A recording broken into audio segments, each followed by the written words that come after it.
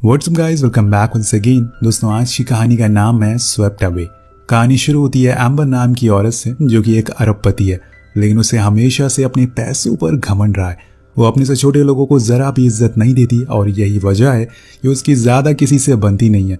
एक दिन एम्बर और उसके साथ वाले लोग प्राइवेट जेट से एक बीच पर जाते हैं और वहां पर ये शिप से कुछ दिन के लिए स्टे करेंगे।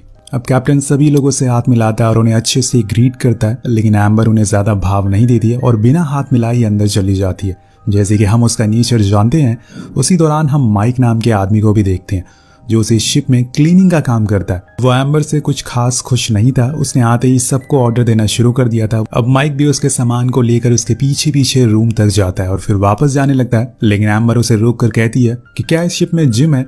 वो मना करता है, लेकिन कुछ देर बाद वो कार्डियो साइकिल ला कर देता है और कहता है कि मैम आप इसे इस्तेमाल कर सकती हैं। अब ये बात एम्बर को बहुत बुरी लगती है, क्योंकि पहली बार जब उसका किसी ने मजाक उड़ाया था वो उस पर बहुत चिल्लाती है और धमकी भी देती है कि वो उसे इस काम से निकलवा देगी, लेकिन माइक उसे कुछ नहीं बोलता क्योंकि वो थोड़ा समझदार था। इसके बाद वो लोग शिप से थोड़ी दूर पर जाते हैं और वहां ड्राइविंग करने आए थे, लेकिन एम्बर नहीं करती क्योंकि उसे पानी से डर लगता है। वो माइक को अपने साथ बैठने को बोलती है। वापस आने पर वो सभी लंच करते हैं, लेकिन यहाँ भी एम्बर के नखरे खत्म नहीं हो रहे थे। वो कहती है कि लंच बहुत ठंडा है, इसे और गर्म करके लाओ, लेकिन यहाँ चीजें अब माइक के सर से ऊपर जा रही थी और इसीलिए वो गुस्से में आकर जितना भी लंच होता है वो उसके ऊपर फेंक देता है और बाद में उसी भी उठाकर समुद्र में फेंक देता है। लेकिन तभी एक चुटकी बजती है और वो हकीकत में आता है। ये बस उसका एक वहम था। अगर उसने ऐसा कुछ किया तो पहले तो उसकी जॉब जाएगी और फिर हो सकता है कि एम्बर उसे बर्बाद भी कर दे। यही कारण है कि वो चुपचाप जाकर अपने दोस्तों को लंच गर्म करने को कहता है। अब ऐसे ही एम्बर के नखरे झेलते झेलते कई दिन हो जाते हैं। फिर एक दिन शिप में कुछ दिक्कत आती तो वो माइक से कहती है कि उसे फिशिंग करने जानी है। वो उसे बताता है कि मैम ऐसा करना खतरे से खाली नहीं होगा, क्योंकि मौसम खराब होते हुए दिख रहा है और ऐसे में बाहर जाना सही नहीं है। लेकिन एम्बर एक नंबर की जिद्दी थी। वो नहीं मानती और कहती है कि मुझे एक छोटी सी बोट चाहिए जिस पर बैठकर हम यहाँ से दूर जाकर फिशिंग कर सकें। तो माइक को एक बोट का इंतजाम करना पड़ता है जिसे लेकर वो शिप से दूर जाने लगते हैं, जहाँ पर उन्हें कुछ मछलियां मिल सकती हैं। लेकिन इन्हें इस बात का जरा भी अंदाजा नहीं है कि आने वाले जितने भी दिन होंगे इनके लिए वो हमेशा के लिए यादगार हो जाएंगे। अब कुछ देर के बाद ये लोग फाइनली उस जगह पर पहुंचते हैं जहाँ से माइक को लगता है कि अब यहाँ पे फिश पकड़ी जा सकती है, लेकिन एम्बर उसे और आगे जाने को कहती है। वो फिर से बोट स्टार्ट करता है, लेकिन अब वो शुरू होने के नाम ही नहीं ले रही थी। कुछ देर कोशिश करने के बाद माइक को पता चलता है कि इसमें तो पेट्रोल ही खत्म हो चुका है। अब जब ये बात एम्बर को पता चलती है तो वो आग बबूला हो जाती है और माइक पर चिल्लाती है। अब इसमें तो माइक की ही गलती थी, क्योंकि यार फ्यूल तो चेक करके लाना चाहिए था। लेकिन वो कहता है कि इसमें मेरी कोई गलती नहीं है, इसमें तुम्हारी गलती है। मैंने तुमसे पहले ही कहा था कि मुझे कुछ सही नहीं लग रहा है, हमें वापस जाना चाहिए, लेकिन तुमने मेरी बात नहीं सुनी और अब भुगतो। अब यहाँ वो चुप रहने का नाम ही नहीं ले रही थी, इसलिए माइक खुद ही चुप हो जाता है और साइड में जाकर बैठ जाता है। कुछ देर बाद एम्बर का गुस्सा शांत होता है तो वो उसे बताता है कि हमारे पास अब कोई रास्ता नहीं है सिवाय किसी शिप के इंतजार करने के, अब जो कि इस बोट पर पैडल भी नहीं है जिससे कि हम थोड़ी दूर वापस जा सकें। अब वो दोनों उसी जगह पर बैठ जाते हैं और अब इनके पास इंतजार करने के अलावा कोई चारा नहीं है। ऐसे ही करते करते रात हो जाती है और फिर सुबह, लेकिन कोई फायदा नहीं होता। दोनों ऐसे ही बीच समुद्र में अपनी छोटी सी बोट पर बैठे रहते। अब इन्हें यहाँ पूरे 6 दिन बीत चुके हैं पर कोई मदद के लिए नहीं आया। इन्होंने कई दिनों से कुछ खाया भी नहीं है। जो भी खाने का सामान था एम्बर अपने साथ लाई थी वो तो कब का खत्म हो चुका है। लेकिन जैसे जैसे दिन बीत रहे हैं इन लोगों की दिक्कतें बढ़ती जा रही थी।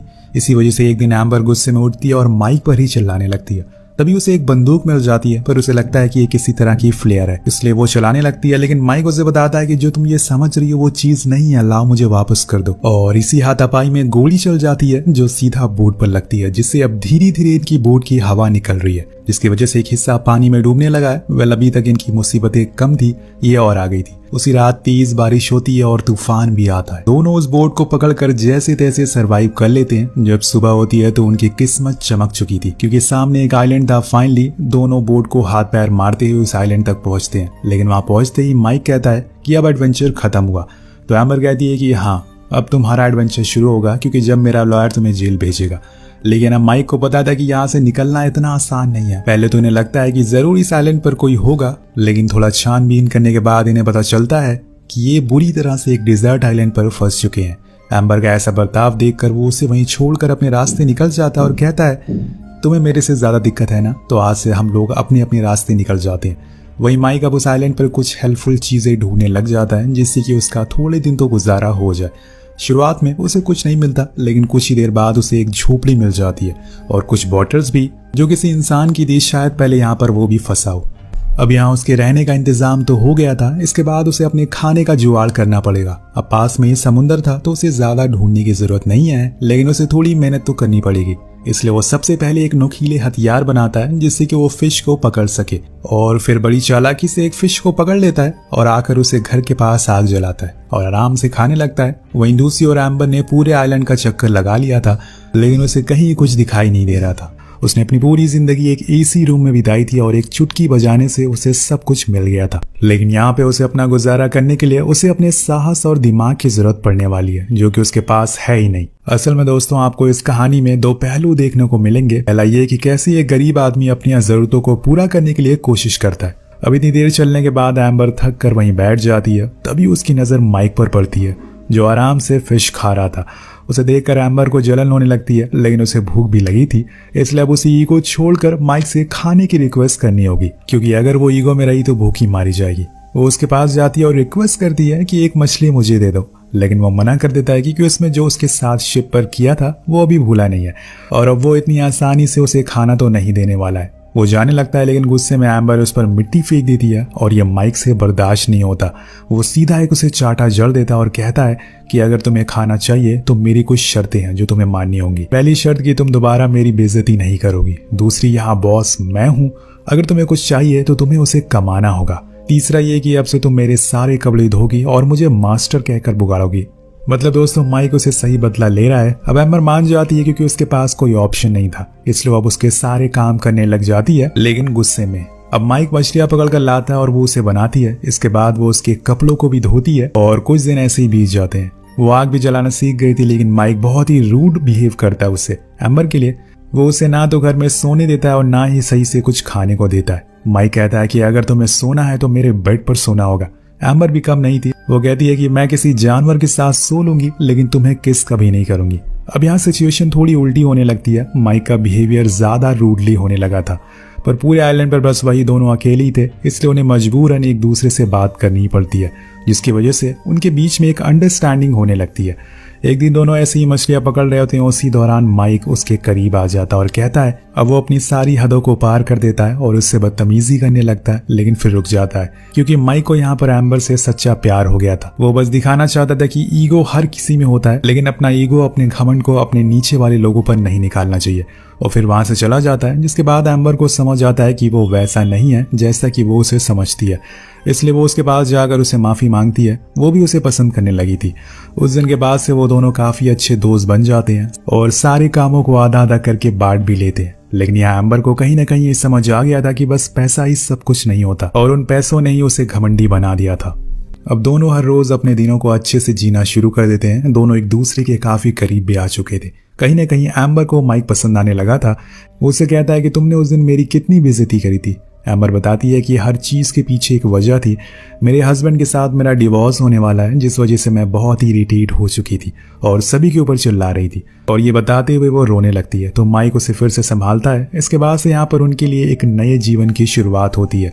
लेकिन एक दिन जब एम्बर लकड़ियां ढूंढ रही थी, तभी उसे एक क्रूज दिखाई देता है, एक शिप दिखाई देता है जो किनारे पर ही खड़ी थी। वो पहले तो आवाज लगाने की सोचती है, लेकिन बाद में रुक जाती है। उसे शायद अब वो दुनिया पसंद नहीं है जहां सिर्फ पैसों का मोल है, इसलिए उसने यही रहने का फैसला कर लिया है। लेकिन तभी वहां माइक आता है और उस क्रूज वाले को बुलाने लगता है, पर एम्बर उसे ऐसा करने से रोकती है और कहती है कि माइक प्लीज चुप रहो। माइक कहता है कि लेकिन तुम ऐसा क्यों कर रही हो? तुमने कहा था कि तुम मुझसे प्यार करती हो, मुझे प्रूफ चाहिए। एम्बर कहती है कि मैं आज तक इससे पहले कभी इतनी खुश नहीं थी, इससे ज्यादा प्रूफ मैं तुम्हें क्या दूं? मुझे वापस नहीं जाना है। मैं नहीं चाहती कि हर रोज मुझे कोई जज करे। माइक कहता है कि अगर तुम मुझसे प्यार करती हो तो दुनिया में कहीं भी प्यार करती रहोगी।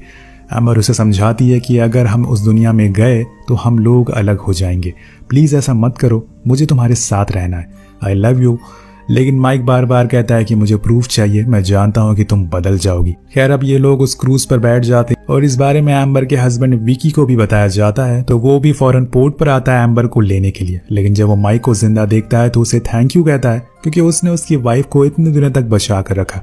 लेकिन यहाँ माइक एम्बर को देखकर एक हल्की सी स्माइल देता है और फिर वहां से चला जाता है। शायद उसे ये पता चल चुका था कि अब वो दोनों साथ नहीं हो सकते, या फिर उसने यहाँ आकर गलती कर दी, ये सब तो उसे आगे जाकर पता चलेगा। अब यहाँ से वो एक बार में जाता है, लेकिन तभी वहां पर एक आदमी आता है जो विकी का आदमी था। उसके हाथों में पैसों से भरा हुआ बैग था जो विकी ने दिया था माइक को देने के लिए। ये एक तरीके का इनाम था क्योंकि उसने उसकी वाइफ की जान बचाई थी। लेकिन माइक उस आदमी को धक्के मारकर वहां से भगा देता है, लेकिन वो आदमी बैग वहीं छोड़ देता है और जब माइक उसके खोलता है तो उसमें पैसे भरे हुए थे, जिसे लेकर वो जाने लगता है। पर बीच में उसकी नजर एक शॉप पर पड़ती है जहां पर काफी सारी एक्सपेंसिव रिंग थी। माइक उन्हीं पैसों से एक रिंग लेता है, यानी कि उसने फैसला कर लिया है कि वो अब एम्बर से शादी करके रहेगा और इसीलिए वो उसे कॉल लगाता है। एम्बर से कहता है कि मैं तुम्हें बहुत मिस कर रहा हूँ। वो कहती है कि तुम्हें जो भी फैसला लिया है मैं वो करने को तैयार हूँ, बस वो हमारे लिए सही होना चाहिए। अगर तुम चाहते हो कि हम दोनों साथ रहें तो एक लेटर लिखो, मेरे होटल के रिसेप्शन पर छोड़ दो एम्बर के नाम से। तो वो मान जाता और फिर वो उस लेटर में लिखता है कि मैं तुम्हारा कोस्ट गार्ड पर वेट करूंगा, जैसे ही तुम्हें ये लेटर मिले अपना सामान लेकर यहाँ आ जाना। जिसके बाद हम लोग ये सब छोड़कर लंदन चले जाएंगे और अपनी नई जिंदगी की शुरुआत करेंगे। अब वो उस लेटर को रिसेप्शन पर छोड़ देता है, लेकिन उसकी किस्मत शुरू से ही खराब थी क्योंकि सुबह एम्बर से पहले वहां विकी आ जाता है और वो रिसेप्शन पर पड़े हुए लेटर को देख लेता है और सब कुछ समझ जाता है कि आखिर इतने दिनों तक वहां पर चला क्या था। इसलिए वो उसी समय एम्बर से कहता है कि चलो हमें न्यूयॉर्क के लिए निकलना है। उसे तो पता था कि माइक ने उस लेटर को लिखा होगा, लेकिन अभी तक वो आया क्यों नहीं, इसी सोच में वो डूबी रहती है। पर कुछ ही देर बाद वो चॉपर में बैठ जाते हैं और तभी भागते हुए एक लड़का आता है। उसके हाथ में एक लेटर था जो एम्बर के लिए था।